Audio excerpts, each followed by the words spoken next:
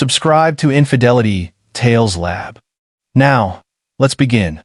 The phone glowed 2:17 a.m. on Evan Moore's nightstand when it buzzed for the third time. He'd ignored the first two calls, assuming it was a wrong number or spam. But the persistence made him reach for it, squinting at the screen. Lloyd Whitaker, his ex-father-in-law. He let it ring once more, then answered. What? Evan, thank God. Caitlin's in the hospital. Car accident. She needs surgery, and the insurance is being difficult. You need to wire $15,000 right now, or they're going to let her suffer through the night and stick her with the entire bill. This is your fault for leaving her without... Lloyd. Evan's voice was flat, uninterested. Caitlin and I divorced 14 months ago. She's not my responsibility. She was your wife. Call her current boyfriend. You know, the one she was sleeping with while she was my wife. Evan pulled the phone from his ear. Good night, Lloyd. He hung up, silenced the phone, and went back to sleep. Evan Moore hadn't always been this cold. 3 years ago, he would have scrambled to help, would have emptied his savings account without question if Caitlin needed it. That Evan had been 29, desperately in love with a woman who'd never loved him back, and too blind to see the truth staring him in the face. He'd met Caitlin Whitaker at a design conference in Austin. She'd been working as an event coordinator, beautiful in that effortless way that made men stupid. Evan was presenting his first major project, a modular furniture system for small apartments, and she'd approached him afterward with champagne and compliments. You're going to be famous someday, she'd said. Eyes bright. I can tell. He should have noticed that she asked more questions about his projections and partnerships than about his actual designs.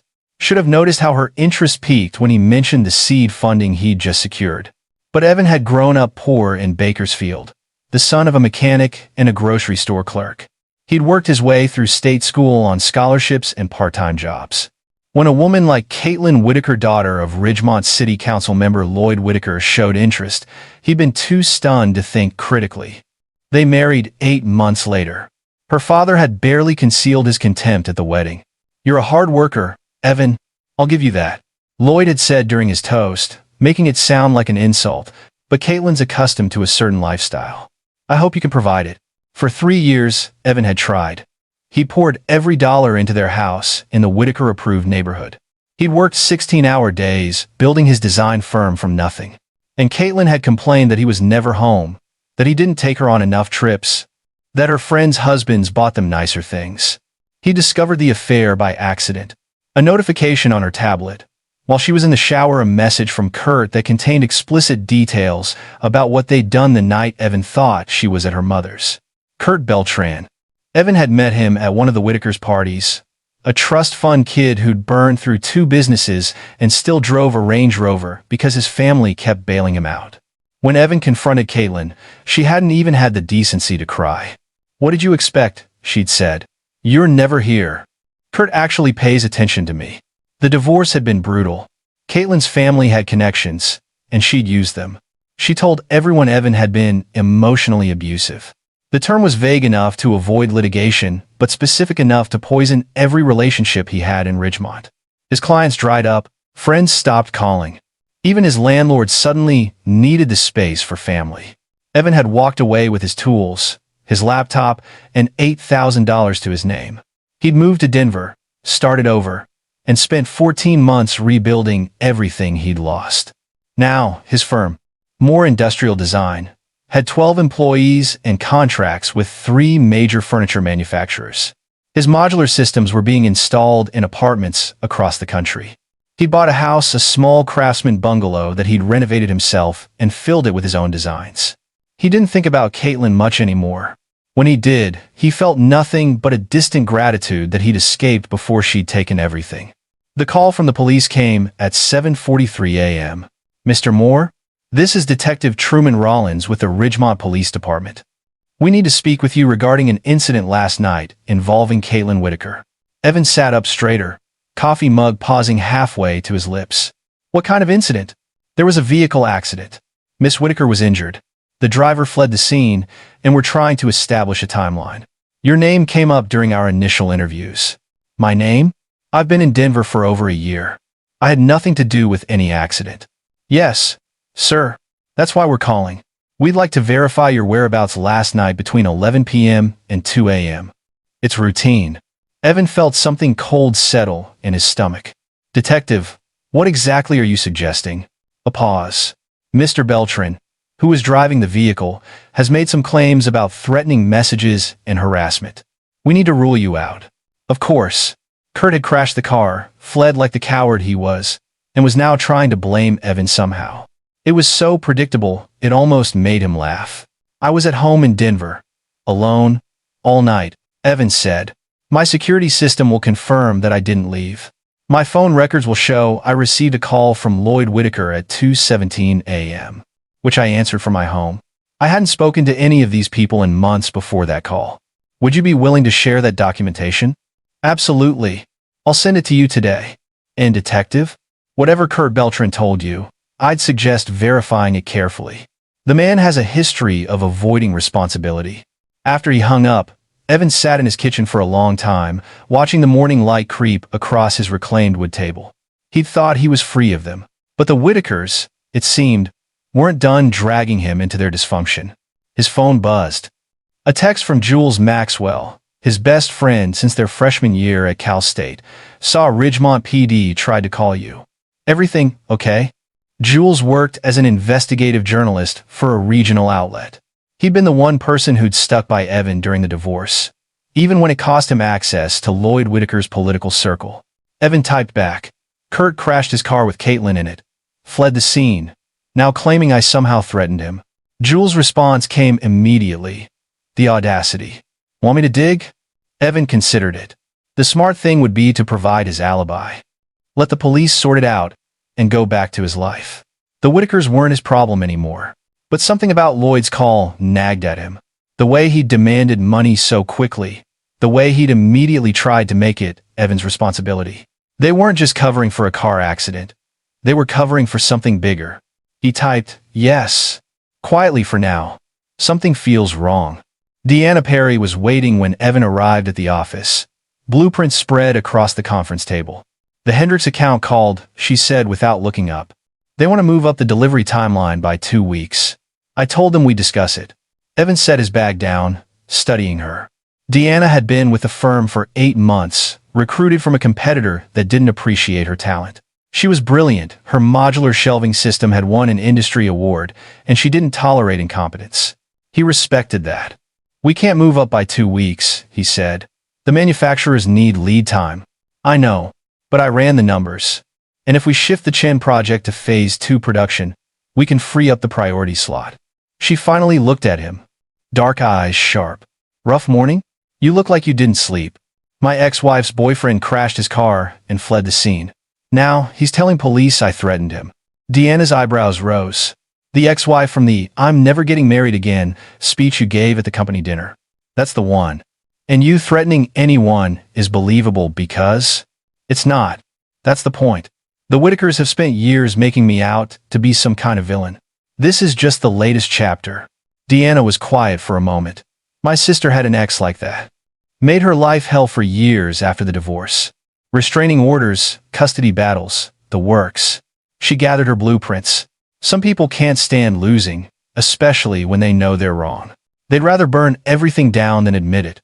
Evan thought about that as she walked to her office. The Whitakers had won the divorce. They'd gotten the house, the reputation, the narrative. Why would they risk everything now on a lie this flimsy? Unless the lie wasn't about him at all. Unless it was about something they desperately needed to hide. Jules called that evening with the first piece of the puzzle. Kurt Beltran has 2 previous DUIs, he said. But here's the thing, both of them mysteriously disappeared from the court records. Dismissed on technicalities. The arresting officers in both cases retired early with generous pensions. Evan gripped his phone tighter. Lloyd. That's my guess. A city council member with 30 years of connections could make that happen. Small town, friendly judges, everyone knows everyone.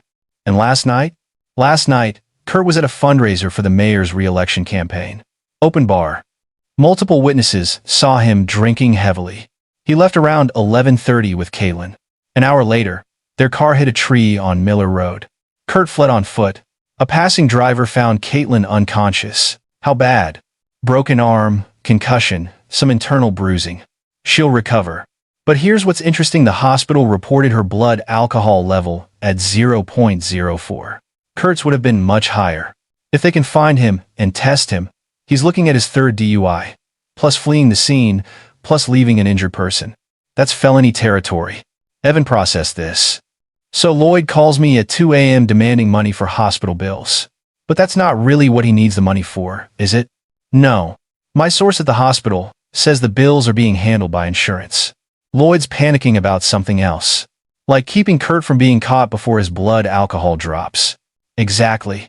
They probably needed money to move him somewhere safe. Buy time. And who better to hit up than the ex-husband they've already painted as a villain? Evan walked to his window, looking out at the Denver skyline. If I'd sent that money, I'd have been financing a cover-up. And if they'd succeeded, they would have had leverage over me forever. These people have been playing chess while you thought it was checkers, Jules said. The question is, what do you want to do about it? Evan had spent 14 months building a new life. He had a successful business, good employees, a future. The smart move was to walk away. But he thought about the rumors Caitlin had spread, the way clients had dropped him without explanation, the look on Lloyd's face at the wedding, so certain that Evan would never be good enough. I want the truth, he said. All of it. Whatever they're hiding, I want to know. That's going to take some digging. Then, start digging. The next 3 days were quiet on the surface. Evan sent his security footage and phone records to Detective Rollins.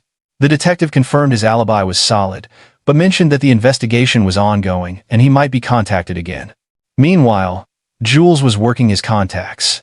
And Evan had reached out to someone else, Gerard Noble, a litigation attorney he'd met through a design contract. Gerard had handled a few cases against the Whitaker family over the years, and he'd lost all of them. Lloyd's protected, Gerard said when they met for lunch.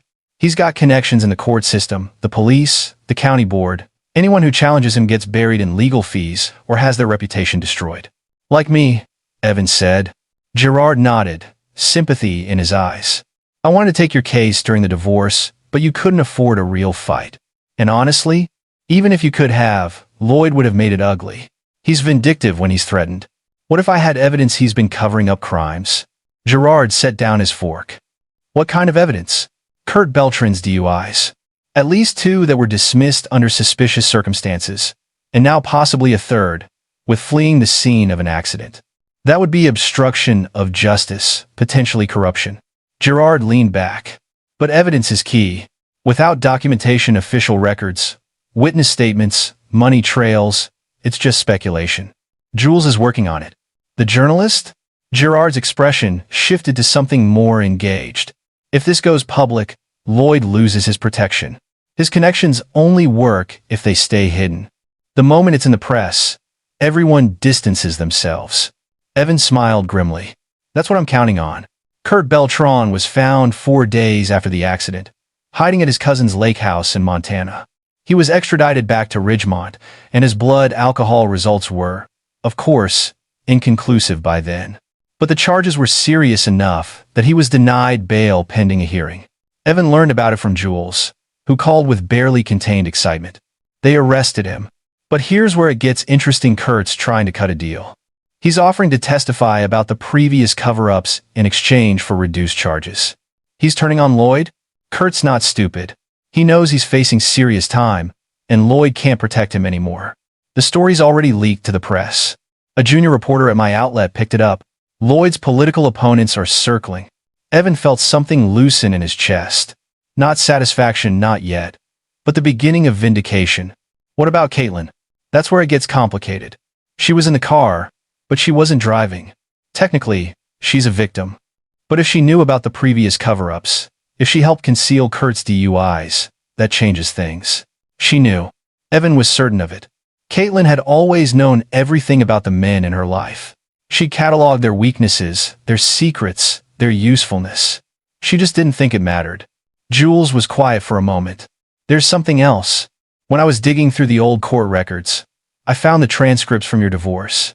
The ones where Caitlin alleged emotional abuse. Evan's jaw tightened. What about them? She submitted a letter from a therapist backing up her claims. A woman named Dr. Bernice Shepard. I looked into her. She lost her license 2 years ago for falsifying patient records. Multiple cases. The implication hit Evan like a punch to the gut. She faked the diagnosis. I can't prove it yet. But if Caitlin paid a therapist to provide false documentation, that's perjury.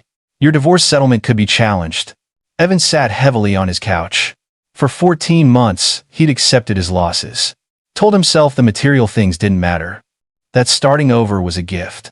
But hearing that Caitlin had manufactured evidence to destroy him, that the pain he'd suffered was built on deliberate lies, brought something dark and cold into his chest. Find the proof, he said. Whatever it takes. Mitzi Crawford called Evan out of the blue on a Tuesday afternoon. You don't know me, she said, her voice nervous. I was Caitlin's friend. I thought I was. We had a falling out last year after she. After she what? A long pause. After she told me what really happened during your marriage. What she did. How she planned it. Evan's hand tightened on his phone. Why are you calling me? Because I've been watching the news. Kurt's arrest. The investigation into Lloyd. And I keep thinking about what Caitlin told me when she was drunk at her bachelorette party with Kurt. Mitzi's voice dropped. She said she knew she was going to leave you within a year of the wedding. That her dad had told her you were transitional, someone to practice on before she found the real thing. She thought it was funny. Evan closed his eyes.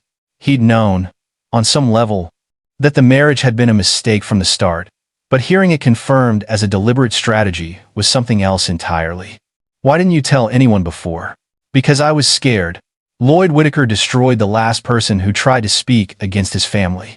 A woman who worked for him, tried to report some financial irregularities. Her career was over in 6 months. Mitzi took a shaky breath. But now, things are changing, aren't they? People are actually listening. Would you be willing to make a statement? On the record? Silence stretched between them. Then, yes, I think I would. The following weeks moved like a chess game entering its endgame. Gerard Noble filed a motion to reopen Evan's divorce case based on newly discovered evidence of fraud. Dr.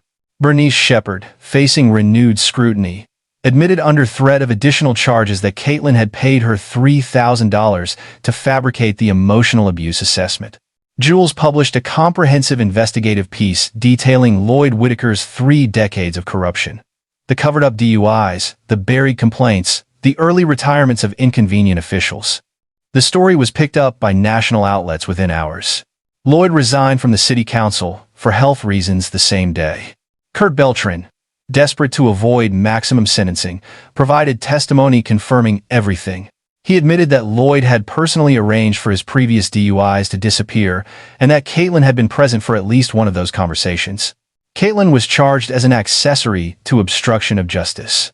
Her lawyer negotiated aggressively, painting her as a victim of her father's influence, but the judge wasn't sympathetic. She received 2 years probation and was ordered to pay restitution. More importantly to Evan, the divorce settlement was vacated. The judge, reviewing the evidence of fraud, ordered Caitlin to return the assets she'd been awarded, including the house Evan had paid for. She didn't have the money. She'd spent it all maintaining the lifestyle she felt entitled to. Evan didn't attend any of the hearings. He watched the news coverage from Denver, worked on his designs, and tried to feel something other than empty. Gerard called with the final update on a Friday evening. She's declaring bankruptcy. The house will be sold, and you'll receive the proceeds. It won't be everything you lost, but it'll be significant. And Lloyd? Federal investigators are looking into his finances now. The corruption charges are just the beginning. There's evidence he took bribes from developers over the years. He could face prison time. Evan thanked him and hung up. He should have felt triumphant. Instead, he felt tired. Deanna found him on the rooftop of their office building an hour later, watching the sunset turn the mountains gold. I heard the news, she said, sitting beside him. The great victory of Evan Moore. Doesn't feel like a victory. What does it feel like? He considered the question, like the end of a very long exam. You're relieved it's over, but you can't quite believe you're done. Deanna was quiet for a moment. When my sister finally got free of her ex, she told me something that stuck with me. She said, the opposite of love isn't hate. It's indifference. The day I stopped caring what he thought, what he did, who he was, that's the day I was actually free. Evan thought about Caitlin, about the woman he'd loved, or thought he loved, about the countless nights he'd lain awake wondering what he'd done wrong, why he hadn't been enough. He didn't wonder anymore. He didn't care. "I think I'm getting there," he said. 3 months later, Evan received a letter. The return address was the Ridgemont County Jail. "Evan, I know you won't believe me, but I'm sorry. Not because I got caught, though I am sorry about that too, but because I wasted years of both our lives on something that was never real. My father always told me I deserved better than I had. Better than anyone could give me. I believed him because it was easier than trying to be better myself. You were never transitional to me. That's what I told people, because it was easier than admitting I wasn't good enough for you. That I saw how hard you worked, how much you cared, and I knew I could never match it. I'm not asking for forgiveness. I don't deserve it. I just wanted you to know that the best thing I ever did was drive you away. You became the person you were always meant to be. Caitlin." Evan read the letter twice. Then he folded it carefully, walked to his fireplace, and watched it burn. The doorbell rang. Deanna stood on his porch, holding a bottle of wine and a blueprint tube. The Martinez account approved the designs. She said, grinning, "I thought we could celebrate. And also, I wanted to show you something I've been working on. A new modular system. I think it could be huge." Evan stepped aside to let her in. "Show me." As she spread the blueprints across his table, explaining her vision with the enthusiasm that had made him hire her, Evan felt something he hadn't felt in years. Not triumph. Not vindication. Just peace. The Whitakers had taken 3 years of his life, his reputation, his savings, his belief in love. But they hadn't taken his ability to build, to create, to move forward. He'd built more industrial design from nothing. He'd rebuilt his reputation through work that spoke for itself. And now, watching Deanna's eyes light up as she described her ideas, he realized he might be ready to build something else. Something personal. "This is brilliant," he said, meaning it. "When did you start working on this?" "About 2 months ago. I wasn't sure if I should show you. It's kind of personal. It started as a project for my apartment, and then it grew. The best designs usually do." She looked at him, then, something unguarded in her expression. "Evan, can I ask you something?" "Of course. When you found out about your ex, about everything she did, how did you not become bitter? How did you stay?" "You." He thought about the question seriously. "I think I did become bitter for a while. But bitterness is heavy. I got tired of carrying it." He touched the edge of her blueprint, tracing the clean lines. "And I realized that the best revenge wasn't destroying them. It was becoming someone they could never touch." Deanna smiled. "That's very zen." "It's not zen. It's practical. Anger takes energy. Success takes energy. You can't afford both." She laughed, a warm sound that filled his quiet house. "Okay, practical zen. Either way, it seems to have worked out." "It's working out," he corrected. "Still in progress." They worked on the blueprints until midnight, then ordered pizza, then talked until nearly dawn about design philosophy and difficult clients and the strange paths that led people to where they belonged. When Deanna finally left, promising to be back Monday with a full prototype proposal, Evan stood in his doorway and watched her drive away. His phone buzzed. A news alert. Former City Council member Lloyd Whitaker indicted on federal corruption charges. Trial date set for March. Evan read the headline, felt nothing, and deleted the notification. Then he went back inside, made himself coffee, and started sketching a new design. The sun was rising over the mountains. It was going to be a good day. The trial of Lloyd Whitaker lasted 3 weeks and dominated regional news coverage. Evan didn't watch it. He was busy closing a major contract with a hospitality chain that wanted his modular furniture in 200 hotel rooms across the Southwest. Jules kept him updated anyway, texting highlights with the glee of a journalist who'd brought down a corrupt politician. Day 4. Lloyd's own secretary testified he kept a second set of books. Day 8. Kurt took the stand. Lloyd's lawyer tried to discredit him. Didn't work. Day 15. Defense rested without calling Lloyd. Everyone knows what that means. The verdict came on a Tuesday. Guilty on 12 counts, including bribery, obstruction of justice, and money laundering. Sentencing was scheduled for 6 weeks later. Jules called immediately. "They're saying 8 to 12 years. His lawyers are already appealing, but no one thinks it'll work." "Good," Evan said. "Now can we stop talking about them?" "One more thing. Gertrude Whitaker filed for divorce yesterday. Apparently, she's been planning it for months. She's taking everything Lloyd has left. Evan couldn't help but laugh. So Caitlin learned her tactics from her mother. The apple doesn't fall far from the tree. Speaking of which, Caitlin's probation officer reported her for missing check-ins. She might be looking at jail time after all. Jules. Yeah? I appreciate everything you've done. Really. But I'm done with this story. Whatever happens to them happens. I don't need to know about it anymore. A pause. Then, fair enough. You want to get dinner this weekend? I'm coming through Denver for another story. Sounds good. And Jules? Thank you. For believing me when no one else did. That's what friends are for. See you Saturday. Evan proposed to Deanna 18 months later. On the rooftop of their office building, with the same mountains glowing gold behind them. You know I'm not an easy person, she said, tears streaming down her face. I work too much, and I'm critical, and I don't like sharing the blanket. I'm aware of all of these things. And you still want to marry me? I want to build a life with you. The good parts and the difficult parts. All of it. She kissed him hard enough that he nearly dropped the ring, then laughed and made him put it on her finger while she was still crying. I should warn you, she said. My family is loud and opinionated, and they're going to love you immediately. That sounds terrifying. It is, but in a good way. They got married in Deanna's parents' backyard in Albuquerque, surrounded by her enormous extended family and the small group of friends Evan had gathered in Denver. Jules was his best man. Gerard gave a toast about second chances and the people who deserve them. No one from Ridgemont was invited. No one from Ridgemont would have come. On the dance floor, holding his wife, Evan thought about the 2 a.m. phone call that had started everything. Lloyd's demanding voice. The choice he'd made to hang up and go back to sleep. If he'd sent the money, he would have been pulled back into their orbit.